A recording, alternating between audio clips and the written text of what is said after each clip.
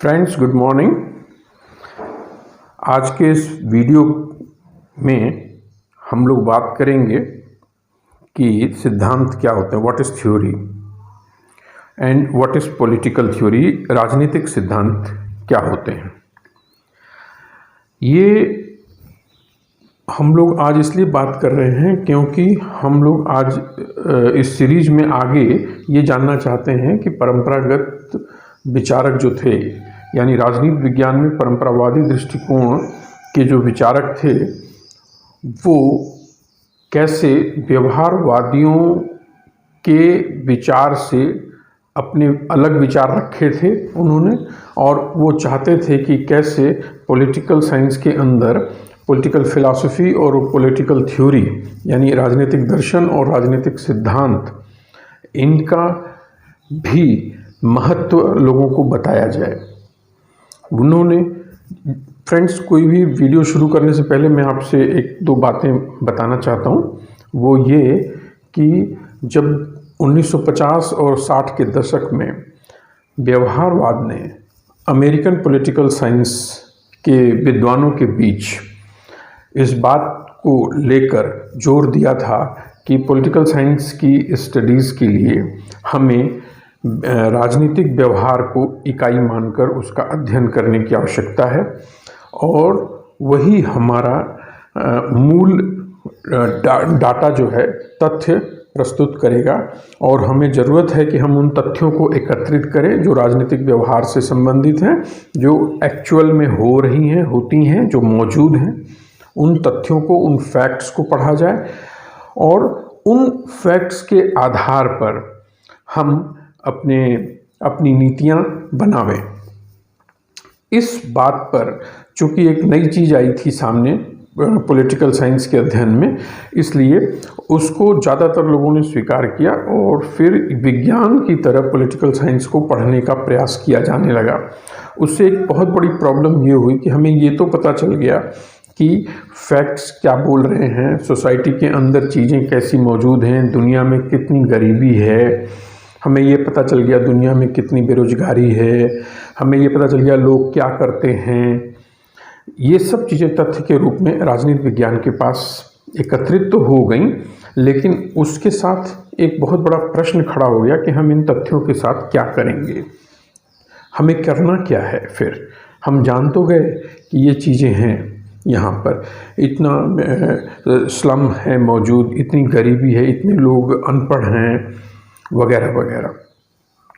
तो यहाँ पर एक और चीज़ हमारे सामने नज़र आती है कि कुछ लोग ऐसे थे, ज़्यादा लोग तो नहीं थे, लेकिन कुछ लोग ऐसे थे कि जिन्होंने इस बात पर जोर दिया कि जब तक हम राजनीति विज्ञान में पॉलिटिकल फिलॉसफी और पॉलिटिकल थ्योरी को हम इक्वल इम्पोर्टेंस नहीं देंगे, तब तक हमारे अध्ययन का कोई अर्थ नहीं है। इसी चीज़ को समझने के लिए हम लोगों को परंपरावादी विचारकों को पढ़ना और समझना पड़ता है। परंपरावादी विचारकों को समझने से पहले, उस दृष्टिकोण को समझने से पहले मैं आपको यहाँ पर एक बात और बता दूँ कि हमसे कुछ लोगों ने इस डिमांड की थी कि परंपरावादी विचारकों के दृष्टिकोण के बारे में आप वीडियोस बनाएं, तो मैं ये कुछ वीडियोस बना रहा हूँ। उस वीडियो की एक सीरीज होगी, उस सीरीज में ये पहला वीडियो है। और यहाँ पर हम परंपरावादी दृष्टिकोण को जानने से पहले कि हमको यहाँ पर ये समझ में आ जाना चाहिए कि थ्योरी और फिलॉसफी है क्या, किसको हम सिद्धांत और किसको फिलॉसफी कहते हैं, और ये तथ्यों से अलग हैं। तो तथ्यों से ये अलग हैं, यानी फैक्ट से ये अलग हैं, तो इनके बीच में एक अंतर है। उस अंतर को पॉलिटिकल साइंस के स्टूडेंट्स को जानना बहुत ज़रूरी है। तो सबसे पहले हम बात कर रहे हैं इसीलिए कि व्हाट इज़ थ्योरी, थ्योरी क्या है। तो एक गुडी एंड हार्ट की किताब है, वो बहुत बड़े विद्वान हैं, उन्होंने ये बताया हम लोगों को कि A theory is one which tries to explain a phenomena either partially or fully।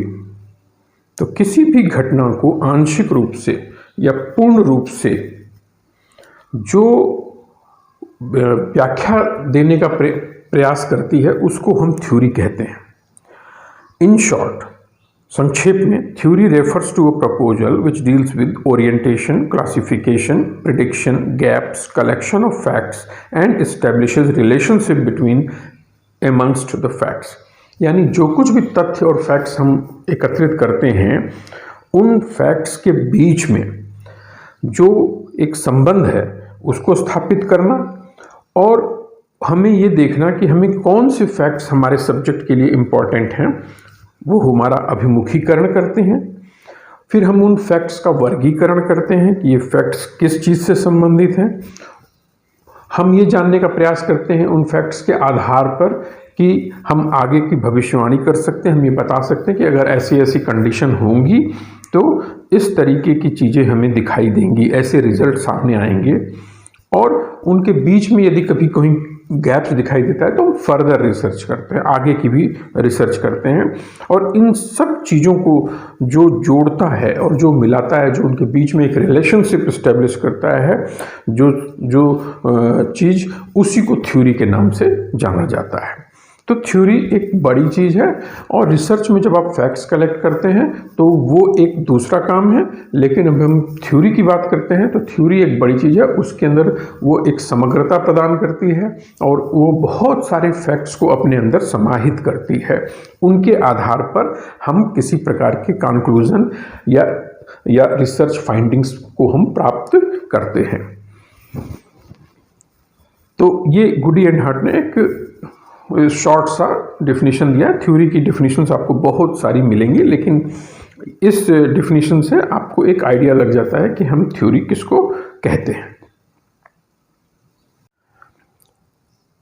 Caitlin एक दूसरे विचारक हैं, उनके अनुसार थ्योरी एक ब्लैंक चेक है। बैंक में हम चेक देते हैं ना, चेक साइन करते हैं, फिर हम साइन करके देते हैं किसी को।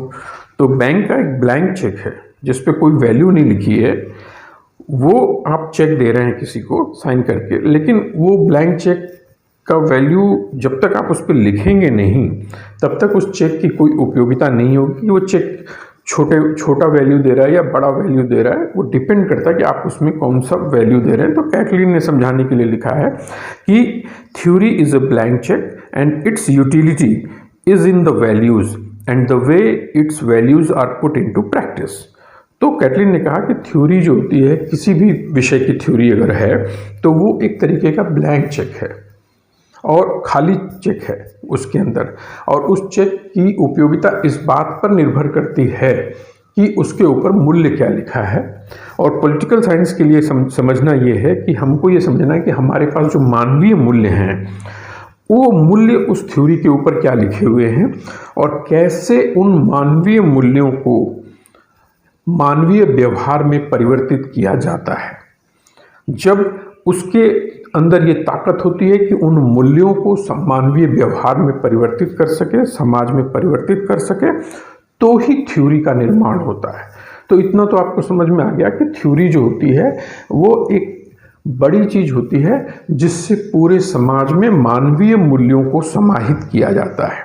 और उस प्रकार की संबंध को स्थापित करने के लिए आपको बहुत सारे तथ्यों को एकत्रित करना पड़ेगा, उनका वर्गीकरण करना पड़ेगा, और उसके बाद आप उनके आधार पर आप भविष्यवाणी भी करते हैं, और उसके बाद उन तथ्यों के बीच में एक रिलेशनशिप ढूंढते हैं, और फिर उस थ्योरी को आप फाइंडिंग के रूप में, रिसर्च के रूप में सामने लेकर आते हैं, और उसके आधार पर कार्य होते हैं।